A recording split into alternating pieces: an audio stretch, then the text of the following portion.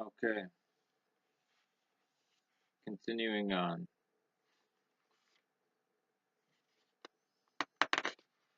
And then I'll do a video reading of them all. Okay? I believe I stopped off at the Templars. Richard the Lionhearted, Richard III, Catherine of Aragon, Archbishop Romero, Judas Maccabeus, Ignatius of Antioch, Tecumseh. If you don't know who Tecumseh is, us in Illinois and Indiana know who Tecumseh is or was. Great Native American fighter. Sacagawea. Because I had Sacagawea on there, I felt that I had to put on also Lewis and Clark, so you'll hear their names coming up. Francisco Franco, Johnny Appleseed, uh, Lewis and Clark, Herman Cortez, Bartolomeo de las Casas. He's the guy that spoke out against um, Christopher Columbus when he was cruel towards the peoples of the Caribbean. Um, he returned to Spain, became a priest, and spent the rest of his life defending the Native American or the native peoples of the Caribbean from uh, abusive and horrific and subhuman treatment by these profiteers from Spain and Portugal and England. Sam Adams, Crazy Horse, John the Wonder Worker of Shanghai and San Francisco, um, Victoriano Ramirez, also known as El Catorce. Um,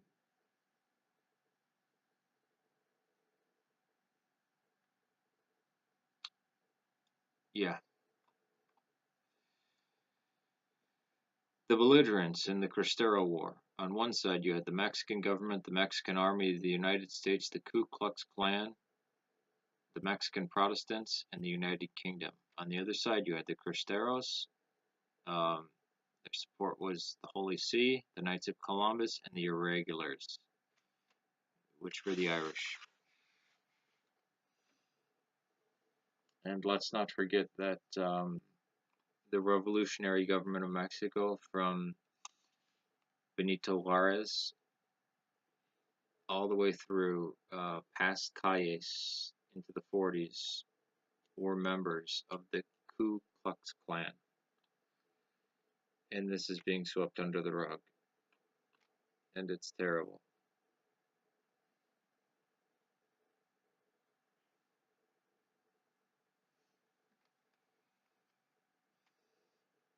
Here are Mexicans being, or I should say Catholics being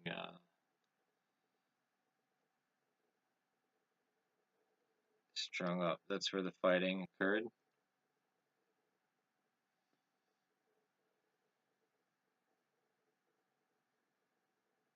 You can't really see it that well, can you?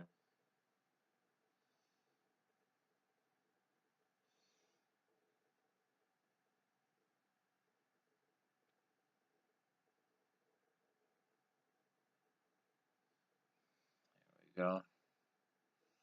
Good Cristeros fighting.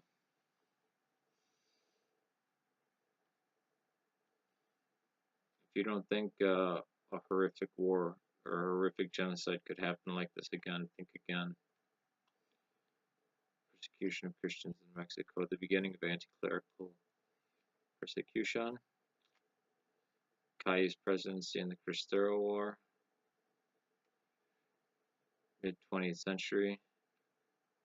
By 1940, it legally had no corporate existence, no real estate, no schools, no monasteries, no converts, no foreign priests, no right to defend itself publicly in courts, and no hope itself being legal. Actual situations would improve. Its clergy were forbidden to wear clerical garb, to vote, to celebrate public religious ceremonies, engage in politics, but restrictions were not always enforced.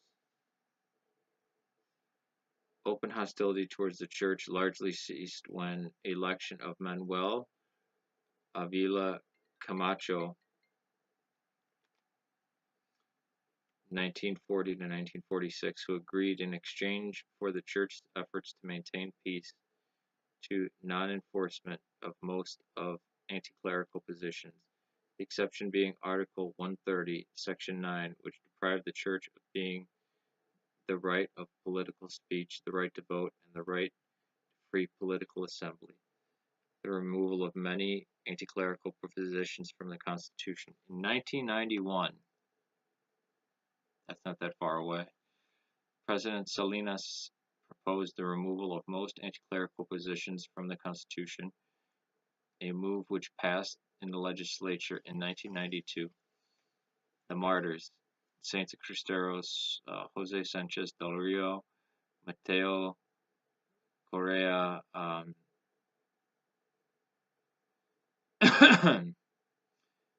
Magallanes, Miguel Pro, Anticleto, Gonzalez Flores, yeah, irreligion in Mexico. Irreligion in Mexico refers to atheism, deism, religious skepticism, secularism, secular humanism in Mexican society, which confessional state after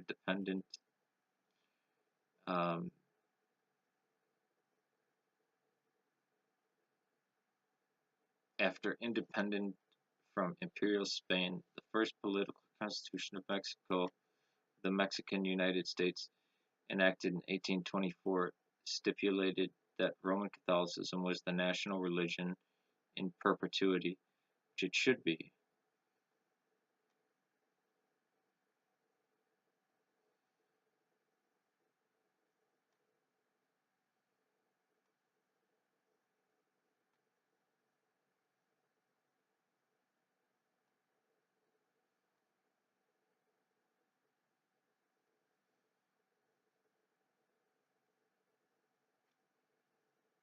I don't think people realize how important, how fragile it is. That Victoriano Huerta, how shaky and how delicate it is. Culture is. Culture is. Religion is a huge underpinning of culture and of the way we do things.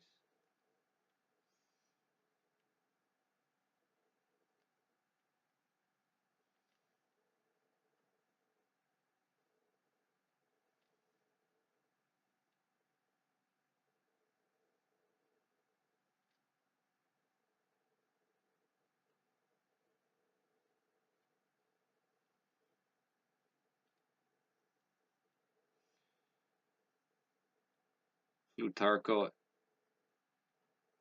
Elias Calles, President 1924 to 1928. That was the fucker that had tens of thousands of people executed for thought crime.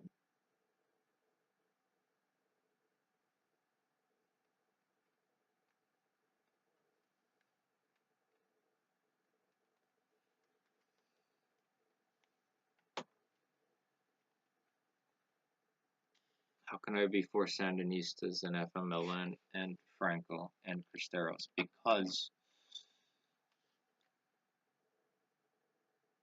they allowed people just to be poor and or Roman Catholic and they wouldn't be slaughtered.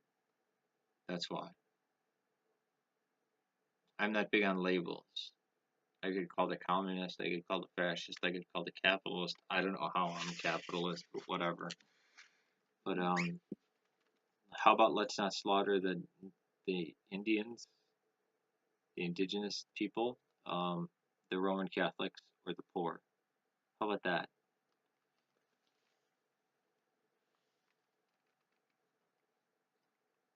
That's my grand idea.